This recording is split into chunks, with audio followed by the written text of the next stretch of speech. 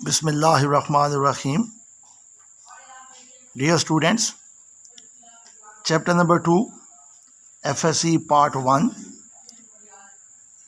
Vectors and scalars लेकर सरफीक आपकी खिदमत में हाजिर है। आज हमने दो आर्टिकल डिस्कस करने हैं।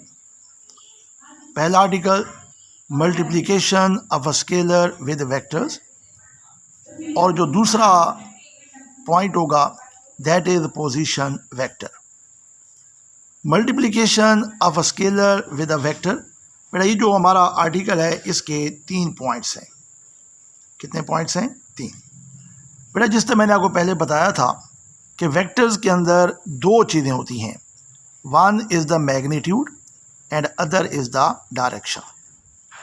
जबकि जो स्केलर्स होते हैं उनके अंदर सिर्फ और सिर्फ क्या चीज़ होती है? मैग्नीट्यूड। इसे बेटा याद रखना है, स्केलर्स और वेक्टर्स मुकम्मल तौर पर 2 मुख्तलिफ फ़िज़िकल क्वांटिटीज़ हैं। इसलिए आप स्केलर और वेक्टर को कभी भी ऐड नहीं कर सकते, और इसी तरह आप स्केलर्स और वेक्टर्स को सबट्रैक्ट भी नहीं कर सकते। लेकिन याद रखें, वेक्टर्स और स्केलर्स मल्टीप्लाई भी हो सकते हैं, स्केलर और वेक्टर्स जो हैं वो डिवाइड भी हो सकते हैं। तो हमारा जो आज का जो टॉपिक है वो है multiplication of scalar with vectors. बेटा स्केलर्स होते हैं, नंबर्स को हम कहते हैं स्केलर्स, और यहाँ जो मैं नंबर की बात कर रहा हूँ तो नंबर भी आपको पता है 2 किस्म के होते हैं। नंबर्स में भी पॉजिटिव, नंबर्स में भी नेगेटिव। तो पहले मैं बात करूँगा, और याद रखना है ये जो नंबर होता है हम इसको जर्नल रिप्रेजेंटेशन में एन भी लिखते होते हैं, और कभी कभी इसको के भी लिखा जाता है। मतलब मुख्तलिफ जगहों पर मुख्तलिफ जो लफ्ज़ हैं वो यूज़ होते हैं। तो अब याद रखना है, अगर ये जो नंबर है जिसके साथ हम वेक्टर को मल्टीप्लाई करेंगे, अगर ये होगा ग्रेटर दैन 0, ग्रेटर दैन 0 का मतलब है the number will be positive. तो बेटा याद रखना है, जब एक वेक्टर को आप एक पॉजिटिव नंबर के साथ मल्टीप्लाई करते हैं तो सिर्फ और सिर्फ उसकी जो मैग्नीट्यूड होती है वो चेंज होती है, लेकिन जो डायरेक्शन है उसके ऊपर किसी किस्म का कोई इफ़ेक्ट नहीं पड़ता। बेटा दोबारा सुन लें, जब एक वेक्टर्स को मल्टीप्लाई किया जाता है विद एनी पॉजिटिव नंबर, या we can say it as with any positive quantity, या स्केलर भी कह सकते हो, तो बेटा सिर्फ और सिर्फ उसकी जो मैग्नीट्यूड होती है वो चेंज होती है, लेकिन जो डायरेक्शन होती है उसके ऊपर इफ़ेक्ट नहीं पड़ता। जैसे कि हम एक एग्ज़ाम्पल लेते हैं, अगर हमारे पास एक नंबर हो and that number is positive 2, that number is positive 2, और हमारे पास एक वेक्टर होगा, और ये जो वेक्टर होगा हम इसको वेक्टर ए कह देते हैं, जिस तरह पीछे हम बात करते आए, और इसकी जो लेंथ होगी, इसकी जो मैग्नीट्यूड होगी, we will take it as equal to 4 centimetre. अब जब हम इस पॉजिटिव नंबर को यानी +2 को मल्टीप्लाई करेंगे विद वेक्टर ए, तो याद रखें बेटा इसकी जो मैग्नीट्यूड होगी वो बन जाएगी 2a। क्या बन जाएगी? 2a, लेकिन डायरेक्शन के ऊपर किसी किस्म का कोई इफ़ेक्ट नहीं होगा।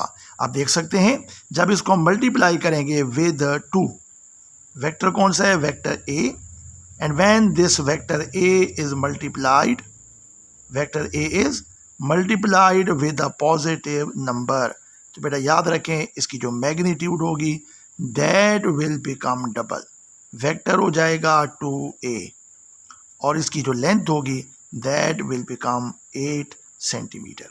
तकरीबन ये आप देख रहे हैं जो मैंने लाइन लगाई है, एग्जैक्ट तो मैं नहीं कह सकता लेकिन तकरीबन उससे डबल ही है।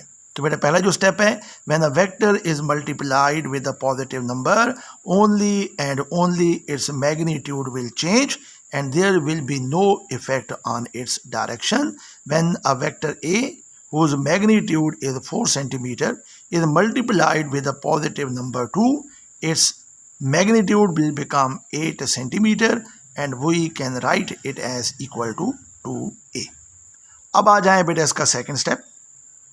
सेकंड स्टेप से मुराद है जब ये जो नंबर है स्केलर नंबर बेटा ये क्या होगा, it will be a negative quantity, it will be a negative quantity, यानी जो n होगा it will be less than zero, it will be less than zero, यानी जो नंबर होगा ये बेटा नंबर क्या होगा, दैट विल बी नेगेटिव। ऊपर जो नंबर था, यहाँ जो नंबर था, दैट नंबर वाज पॉजिटिव। अब हम किसकी बात कर रहे हैं, नेगेटिव नंबर की। तो बेटा याद रखना है, when a vector is multiplied with a negative number, both magnitude as well as its direction will change. बेटा दोनों चीज़ें जो हैं वो तब्दील हो जाएंगी, यानी जब एक वेक्टर को मल्टीप्लाई किया जाएगा with a negative number, both magnitude and direction will change. जैसे कि हमने जो ऊपर एग्जांपल लिए, मैं उसी एग्जांपल की बात करता हूं, और हम जो n को ले रहे हैं, let us suppose n is equal to -2, n is equal to -2 and we have a vector a। जैसे कि मैंने ऊपर लिया था, it is vector a whose magnitude is 4 centimeter, magnitude is 4 centimeter। when we multiply this vector with -2, तो बेटा जिस तरह मैंने आपको बताया है, इसकी मैग्नीट्यूड भी चेंज और जो इसकी डायरेक्शन होगी वो भी चेंज, तकरीबन ये उससे डबल मैंने बनाया है। तो ये आ जाएगा -2a और जो इसकी मैग्नीट्यूड होगी इट विल बिकम 8 सेंटीमीटर। तो बेटा ये देख लो, मैंने कल भी आपको बताया था कि मैग्नीट्यूड जो है वो कभी नेगेटिव नहीं होती। मैंने माइनस लगाया है तो ए के साथ लगाया है, जो इस बात की इंडिकेशन है कि जो मैग्नीट्यूड होगी वो सेम रहेगी, मतलब है पॉजिटिव रहेगी, लेकिन जो डायरेक्शन है वो चेंज हो जाएगी। तो जो सेकंड पॉइंट होगा इसका, when a vector is multiplied with a negative number, both magnitude and direction of the vector will change. We have a number -2. When it is multiplied with the vector a whose magnitude is 4 centimeter, then its magnitude will become double and its direction will reverse. अब आ जाए बेटा जो तीसरी चीज़ है, इसका तीसरा point, तीसरा step. बेटा ये जो नंबर थे ना, ये फिजिकल क्वांटिटीज नहीं है, these are just positive and negative numbers. Now we come to discuss the physical quantity, means scalar and vectors. बेटा याद रखना है, अगर हमारे पास एक स्केलर फिजिकल क्वांटिटी हो, और क्या चीज़ होगी आपको पता है बेटा, ये होती है मैस। मैस को रिप्रेजेंट किया जाएगा m के साथ, किसके साथ, m। और जो दूसरी चीज़ है दैट इज वेलोसिटी। और आप जानते हैं बेटा जो मैस होती है it is a scalar quantity, और जो वेलोसिटी होती है it is a vector quantity. Mass क्या होती है, स्केलर क्वांटिटी, वेलोसिटी क्या होती है, वेक्टर क्वांटिटी। और अब अगर हम इन दोनों को मल्टीप्लाई करें, मतलब है scalar quantity and vector quantity, तो बेटा याद रखना है, when these two quantities are multiplied we will get a totally different physical quantity and we called it as momentum. We called it as momentum. बेटा देख लो, mass क्या थी, it is a scalar quantity. Velocity क्या है, it is vector quantity. When scalar and vector quantities are multiplied, we will get a totally different physical quantity which is called momentum. तो हमारे पास formula क्या बन गया, momentum can be equal to mass multiplied by velocity. और आप देख रहे हैं मैंने वेलोसिटी के ऊपर लाइन लगाई है, इसका मतलब है वेलोसिटी क्या है, वेक्टर क्वांटिटी, और इसी वेलोसिटी के वेक्टर होने की वजह से जो मोमेंटम होगा वो भी क्या होगा, वेक्टर होगा। अब बेटा आ जाए इनका यूनिट। तो याद रखना है, जो इनके यूनिट होंगे, इन दोनों के यूनिट को जब कंबाइन करोगे तो वो बन जाएगा नई फिजिकल क्वांटिटी, यानी मोमेंटम का यूनिट।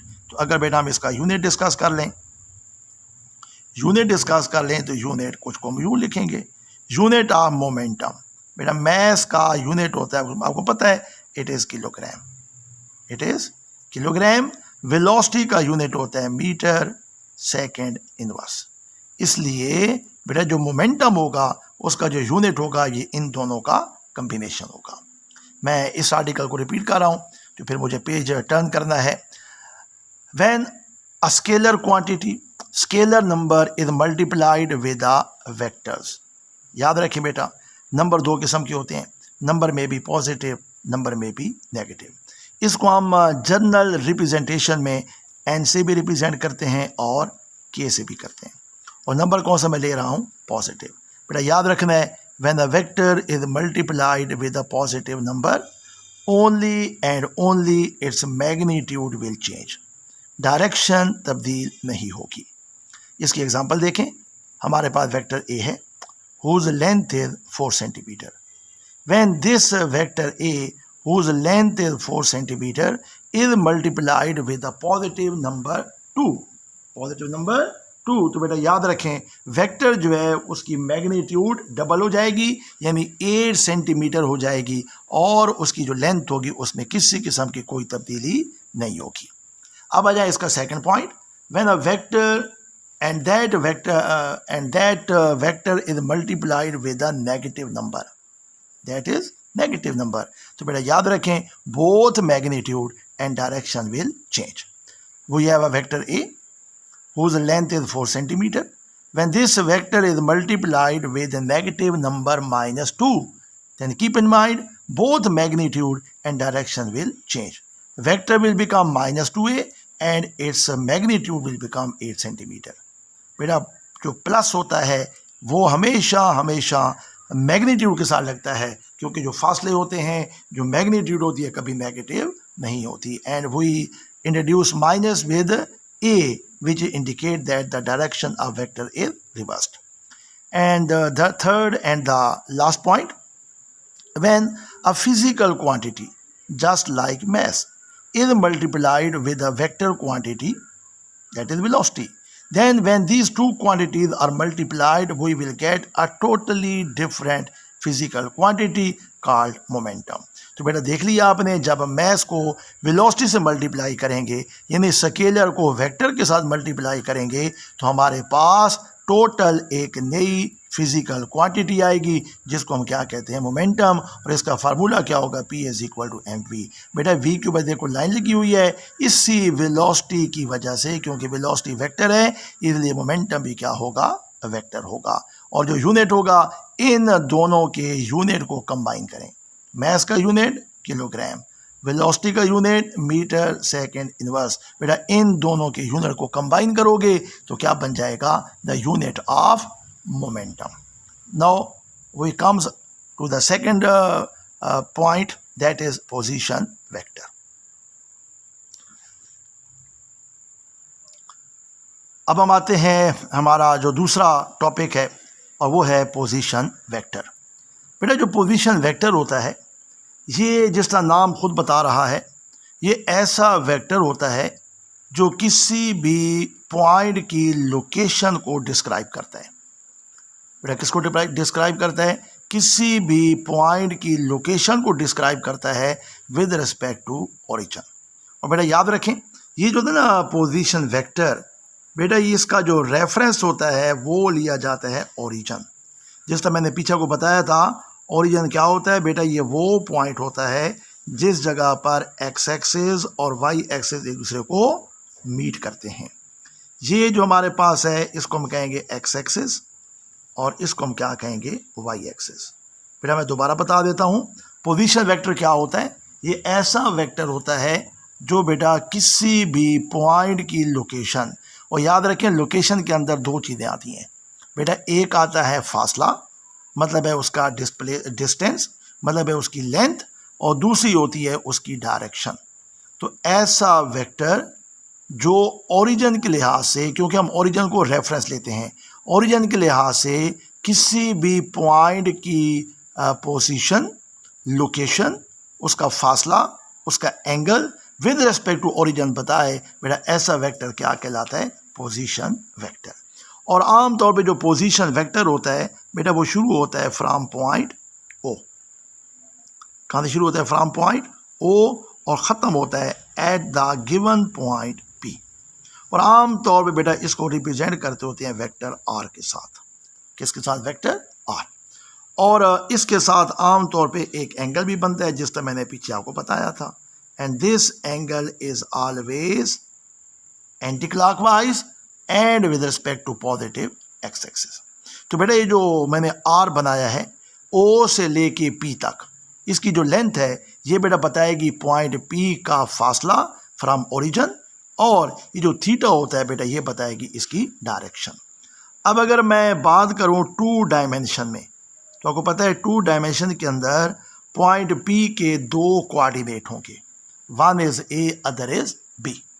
तो बेटा हम इसको यूं लिख सकते हैं, R can be written as A I cap